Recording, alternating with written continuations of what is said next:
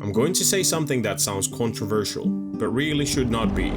Making a digital service accessible does not automatically mean people can access it.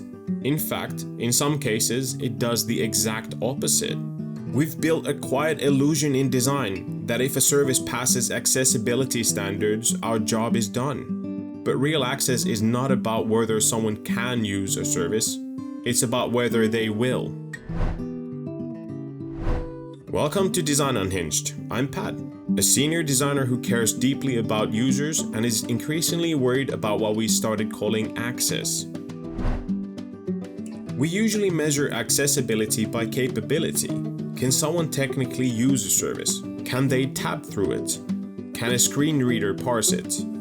That matters a lot, but real access is about something more fragile: confidence and comfort.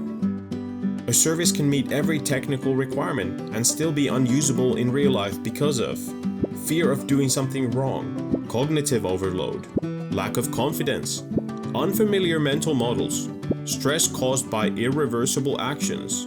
Compliance measures capability, not comfort. Passing a checklist does not mean people feel safe using a service. Digital first does not mean universal. It never has. Some people were never the natural audience for digital services. Older people, people with cognitive disabilities, people with anxiety, limited literacy, or people who rely on human reassurance. This is not about intelligence or ability, it's about context. For many users, digital services are not empowering, they're intimidating. If someone feels anxious every time they use your service, accessibility has not solved the problem. It's just moved it. I've seen this firsthand in public service testing. We tested a digital service that was, on paper, extremely accessible. Every screen met AAA accessibility standards: clear contrasts, proper labels, logical structure, and still people struggled. Some participants were not native speakers. Some even had neurological conditions. Some had learning disabilities. Individually, each screen was fine. As a system, it was overwhelming. Too many steps, too many decisions, too much responsibility placed on the user. What we learned was uncomfortable. Accessibility at screen level does not guarantee accessibility at experience level. Here's the part we don't talk about enough. When a service is declared accessible, physical alternatives often disappear. Offices close, phone lines vanish, human support gets reduced, responsibility shifts entirely to the user. What used to be optional becomes mandatory. You can use the service quietly becomes you're on your own. Accessibility should never be an excuse to remove humans. This isn't a failure of designers.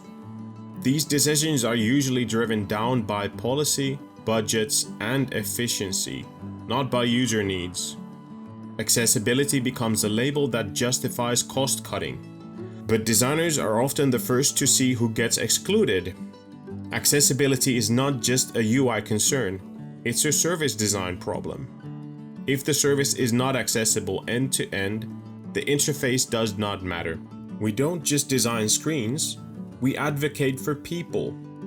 That means designing digital services with non-digital alternatives in mind, pushing for hybrid access models, questioning digital-only mandates, documenting who gets excluded and why, designing for support, not just success paths, speaking up when accessibility becomes a cost-cutting label.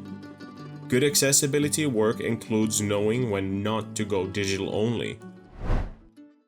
Accessibility is not about ticking boxes, it's about not abandoning people. If your accessible service removes the only human option, it's not inclusive, it's just cheaper. Accessibility without humanity isn't progress.